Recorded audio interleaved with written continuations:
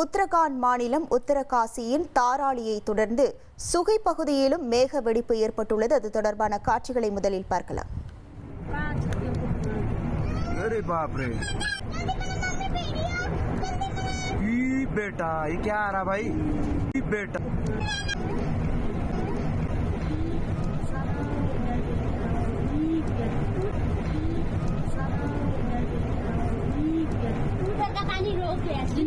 अरे वहाँ झील बन जाएगा, अब झील रुक जा, मेरे को फोन करना पड़ेगा.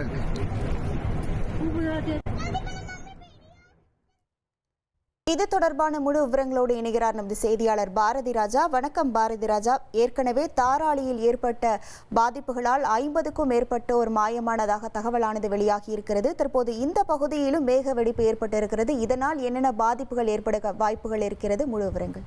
கண்டிப்பாக ஏற்கனவே நாம் பார்த்தோம், தாராளி கிராமத்துல அந்த மேக வெடிப்பு காரணமாக ஏற்பட்டதில் 50க்கும் மேற்பட்டோர் தற்போது வரை மாயமாகி இருக்கார்கள். மீட்பு படையினர் இன்னமும் அங்க போய் ரீச் ஆக முடியல. சரியா, அவர்கள்லாம் அங்கதான் இருக்காங்க. ஆனா அந்த சம்பவம் நடந்த மீட்பு பணியை துரிதமா செய்ய முடியல. அதற்கான ஏற்பாடுகள் நடந்து கொண்டிருக்கும் இந்த வேளையில சுக்கி டாப் அப்படின்ற பகுதியில மீண்டும் ஒரு மேக வெடிப்பு ஏற்பட்டு அதனால் ஒரு நிலச்சரிவு ஏற்பட்டிருப்பதாக தகவல் வந்திருக்கிறது. அந்த காட்சியை தான் நம்ம பார்த்துட்டு இருக்கோம். இதனால் ஆன பாதிப்புகள் என்ன என்பது தற்போது வரை தெளிவாக தெரியவில்லை. தற்போதுதான் இந்த சம்பவம் நடந்திருப்பதே நமக்கு தெரிய வந்திருக்கிறது. அங்கு யாராவது சிக்கி இருக்கார்களா அப்படின்றதெல்லாம் பார்க்கணும். இன்னொரு முக்கியமான விஷயம், இந்த காட்சிகளை பார்த்தாலே தெரிந்து கொள்ள முடியும். நம்ம அந்த ரியாக்ட் பண்றதுக்கு ஒரு நிமிட நேரம் கூட இல்லை. இந்த காட்சியை பார்த்தால் கூட அங்கிருந்து ஓடி எல்லாம் தப்பிச்சிட முடியாது. அந்த மாதிரியான ஒரு சூழல் தான். எனவே அங்கு நடந்துள்ள மேக வெடிப்பில் ஏற்பட்ட நிலச்சரிவில் யாருன்னா பாதிக்கப்பட்டிருக்காங்களா, அங்கு எத்தனை வீடுகள் இருந்தது அப்படின்றதெல்லாம் ஐடென்டிஃபை பண்ற பணி இப்போது தொடங்கி இருக்கிறது. ஏற்கனவே அந்த தாராளியில 4 பேர் உயிரிழந்தது உறுதி செய்யப்பட்டிருக்கிறது. அவர்கள் உடலும் மீட்கப்பட்டிருப்பதாக சொல்லப்பட்டிருக்கு.